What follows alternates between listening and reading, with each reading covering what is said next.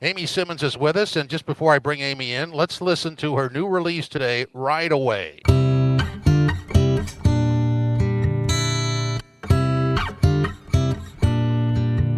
I hear the tires on the gravel and I think how easy it would be to go. Go somewhere new that isn't used, not the abused place I have always known. That is Aimee Simmons singing, and here is Aimee Simmons with us now. Aimee, welcome, and that is a great start to a new release. How do you feel about all of that? I'm very excited. It's been a long time in the making. Let's go back to the start with this, Aimee. I mean, how did all this start for you? Well, I've been singing since I was 5 years old, and I started taking singing lessons in grade 6, did some musical theater, and then I got connected with Michael Hansen last year, and I started releasing songs around a year ago. Aimee, what's it like to be a singer, and certainly what's it like to sing in front of a crowd? Do you get nervous? I think I used to, but it's just what I love to do, and I love to share my voice with people and my emotions with people in that way. And I think I don't get nervous too often because I love reading the energy off the crowd, and it's just always fun. I looked at some of your previous songs. You did the Christmas song, and I think every singer at some point has recorded a Christmas song. Why did you do it? Well, the one I chose because I started out singing jazz, and I think that I love going back to kind of like the roots of where I came from and singing stuff that really brings warmth to the listeners.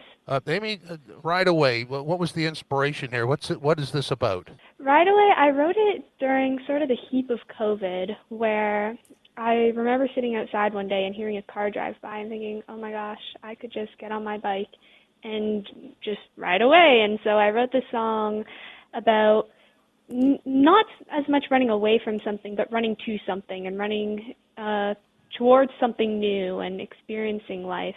The other song that I'd really like to get your take on, and first let me identify Herb Braley, our sponsor, is your uncle, and he sent this to us, and we were impressed with it. The song "Thankful for the Demons" is a nice turnaround on battling through adversity, isn't it? Yeah, it is. Yeah, take us through how you put that song together, because I really like that.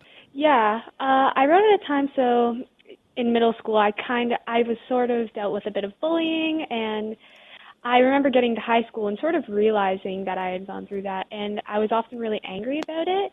And so I remember sitting in my room one day and thinking, I don't need to be angry about this. Actually, I should be thankful because I am so much better because of that, and I'm the person who I am today, and I'm resilient.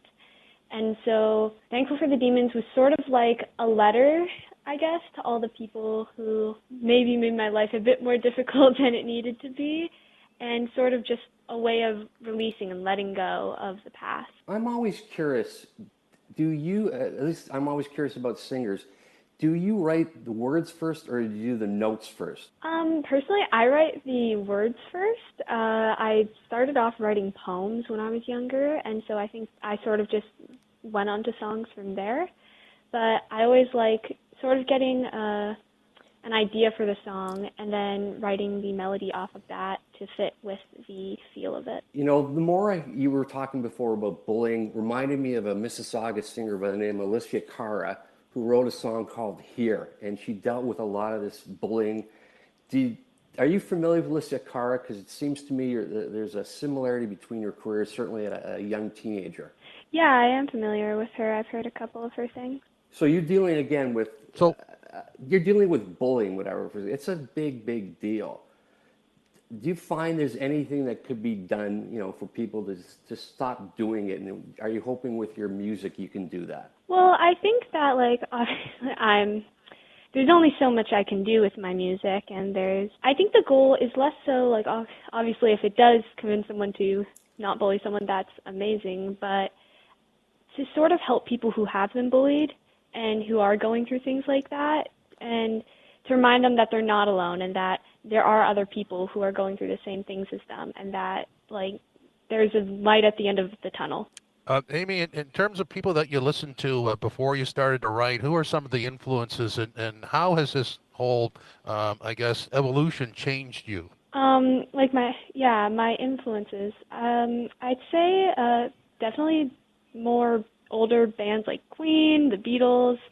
Um, but doing this, it's just been the most fun experience ever. I love making music. It's just amazing. So you've worked with Michael Hansen. Everybody knows Michael Hansen from Glass Tiger, the drummer. What was that experience like for you? How much has he helped you as a singer or performer? Mike has just been the most supportive producer ever. I was sort of nervous when I first started actually recording things, but he has just been the absolute best and has helped me through every struggle that I've had. And I've had people like, in my family who have helped out. And honestly, I kind of think of him as like more of an uncle, sort of, because we just get along so well, and he would go to war for his singers. Aimee, really appreciate you stopping by, and I'll put the spot on our technical producer, Chris, to play more Right Away on the way out. Thanks very much. Really appreciate it. Thank you. Go somewhere new that isn't used, not the abused place I have always known. Cut the brakes, cut the crap, we don't know what we're doing. They never stopped us before, we always aim for the ruins. And people like where they are, and that's okay. All I wanna do right now, I wanna ride away.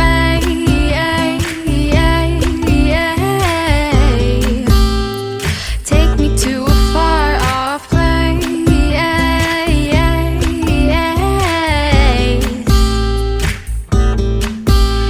I swear if I stay here one more minute, I'm gonna go insane. That is Aimee Simmons, and we congratulate her on this new release.